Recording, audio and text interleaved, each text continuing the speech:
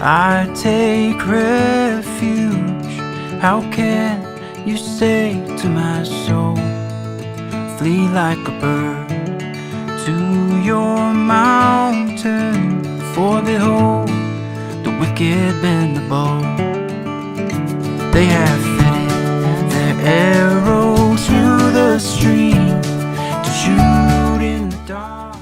Hello and welcome to day 3 in this week's series of devotions. We're continuing the series called Songs for the Journey, based on the book of Psalms. There's going to be elements of landscape and journey and nature running throughout this series, as there is today.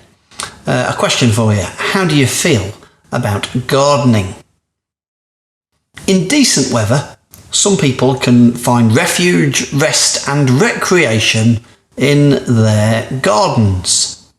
My friend and near neighbour Jean has a terrific garden that can bear all kinds of good fruit for her. But I know it took many months of labour to get it into its current pleasant and productive state. I have to say, I am no gardener, but I do enjoy visiting a nice garden, and I like gardens as a metaphor for the spiritual life. I say this for several reasons. Number 1, I believe gardens show us something of the nature of God.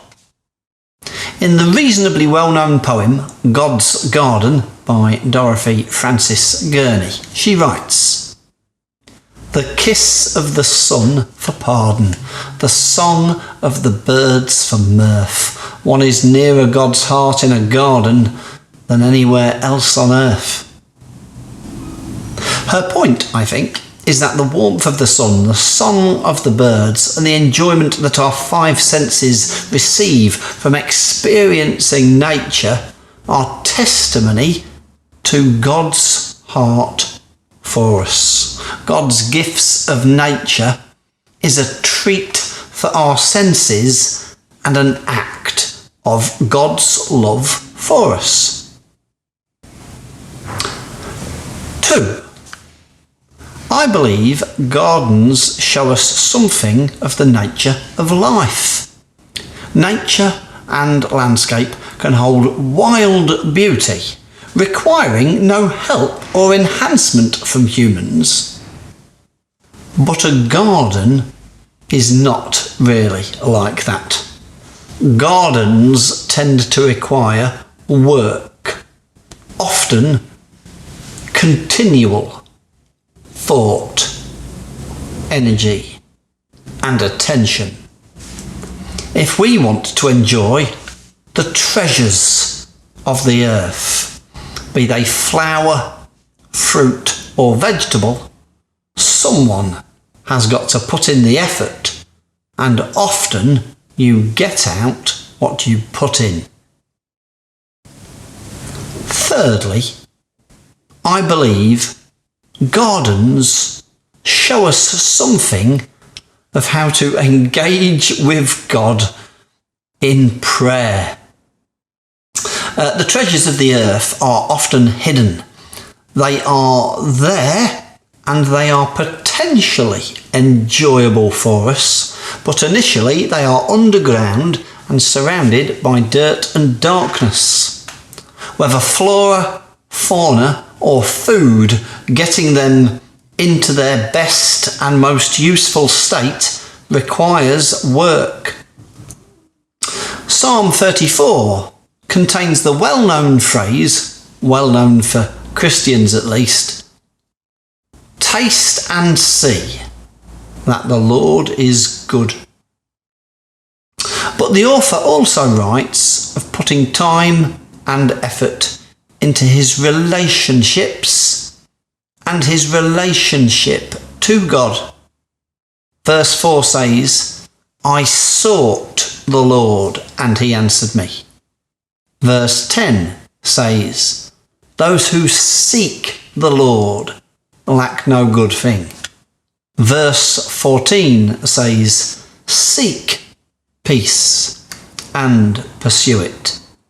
Searching, seeking, and pursuing do not suggest no effort on our part or relying on a one-off act, but of continuing exertion.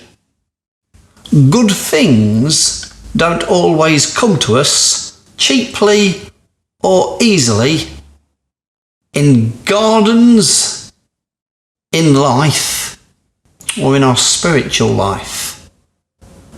In his book, Stride Towards Freedom, the Reverend Martin Luther King Jr. wrote, "Human progress is neither automatic nor inevitable.